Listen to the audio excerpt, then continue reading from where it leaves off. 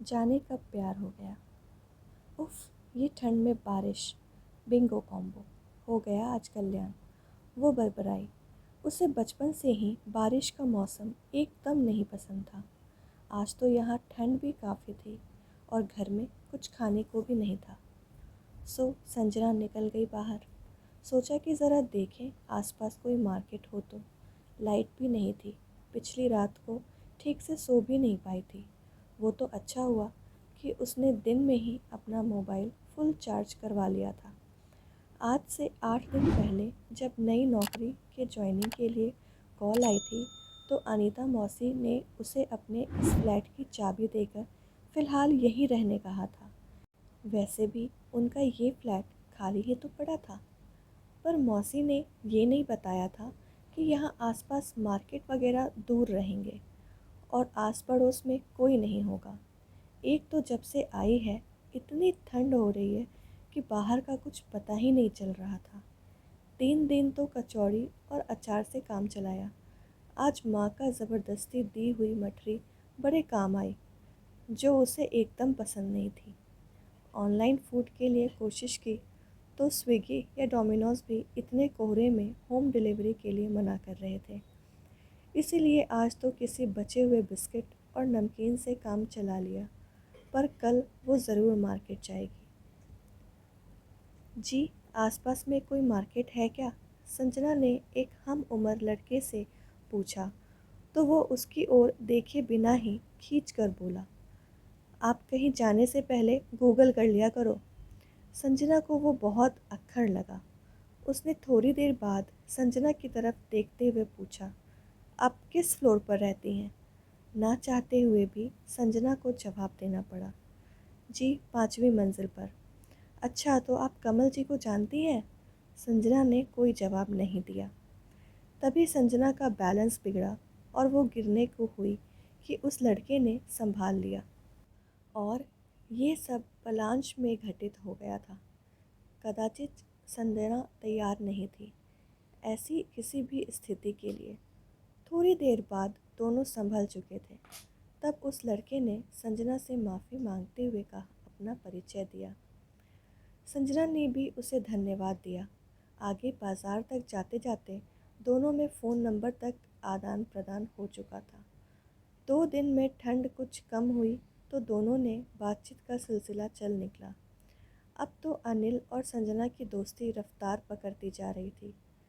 ये भी एक संयोग ही रहा कि जिस कंपनी में संजना ज्वाइन करने वाली थी, अनिल उसी कंपनी में काम कर रहा था। दोनों को एक दूसरे से रोज़ बात करने और जब तब मिलने की ऐसी आदत पड़ चुकी थी कि अनिल या संजना में से कोई भी घर जाता तो दूसरे का शहर में एकदम मन नहीं लगता था।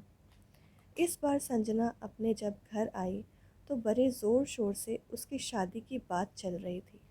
शाम को जब लड़के वाले उसे देखने आए और उन्होंने संजना को पसंद कर लिया, फिर भुवनेश के साथ जब संजना को अकेले बात करने के लिए छोड़ा गया तो संजना के सामने बार बार अनिल का चेहरा आ रहा था। वैसे देखा जाए तो संजना और अनिल ने कभी भी आपस में प्यार का इजहार नहीं किया था, पर एक दूसरे से मिलते मिलाते, सुख दुख साझा करते हुए कब वो दोनों एक दूसरे के करीब आ गए, दोनों को इसका पता ही नहीं चला। वैसे भी जिसके साथ ज़्यादा वक्त बिताओ, सुख दुख बांटो, वो बहुत अपना हो ही जाता है। रोज़ की मुलाकात और एक दूसरे के दुख सुख में काम आते आते अनिल और संजना भी एक दूसरे के करीब आते गए थे और एक दूसरे से की ज़रूरत बन चुके थे। अब यह बात संजना अच्छी तरह समझ चुकी थी। इसके पहले कि संजना के माता पिता भुवनेश से उसकी शादी पक्की करते, संजना ने अनिल को फ़ोन किया तो उधर से अनिल ने तुरंत कहा, संजना मुझे तुम्हारी बहुत याद आ रही है। मुझे लगता है कि मैं तुमसे प्यार करने लगा हूँ। मैं तुम्हारे बिना नहीं रह सकता। मैं तुमसे शादी करना चाहता हूँ। संजना ने प्यार से कहा, अरे ये तो मेरे मन की बात है, तुम कैसे समझ गए? अनिल ने भी प्यार से कहा, ये तो दिल की बात है, दिल तक पहुंच जाती है। उसके बाद संजना ने अपनी माँ को विश्वास में लेकर अनिल के बारे में बताया। उसकी माँ ने उसे आश्वासन दिया कि अगर अनिल उसके लिए योग्य जीवन साथी लगा तो संजना की शादी अनिल के साथ ही होगी। माँ की बात सुनकर संजना बहुत खुश हुई। घर से वापस आकर संजना ने इस बार अनिल को किसी रेस्टोरेंट में नहीं बल्कि अपने फ्लैट पर बुलाया। दोनों ने पहली बार आपस में अपने प्रेम का इजहार किया। अनिल और संजना दोनों के माता पिता की मंजूरी से दोनों परिणय सूत्र में बंध गए। जब किसी से मन का मेल हो जाता है तो बाकी चीज़ें गौण होकर रह जाती हैं। आपसी प्रेम और समझदारी के साथ परस्पर विश्वास हर रिश्ते की नींव होती है, जैसा अनिल और संजना के रिश्ते में हुआ। आज अनिल और संजना दोनों आपस में बहुत खुश हैं। उनके प्रेम से उनकी गृहस्थी की बगिया गमकती रहती है। कोई जो उनके प्रेम के बारे में पूछता है या उनकी प्रेम कहानी के प्रति जिज्ञासा दिखाता है तो दोनों समवेत होकर एक ही बात कहते हैं कि हमारा प्यार तो सर्दियों में शुरू हुआ था, अब सदियों तक कायम रहेगा। सच, अनजान शहर में अनिल संजना के जीवन में एक फरिश्ते की तरह ही तो आया था। प्यार कब, कहाँ, कैसे, किससे हो जाए, इसका कोई पता नहीं।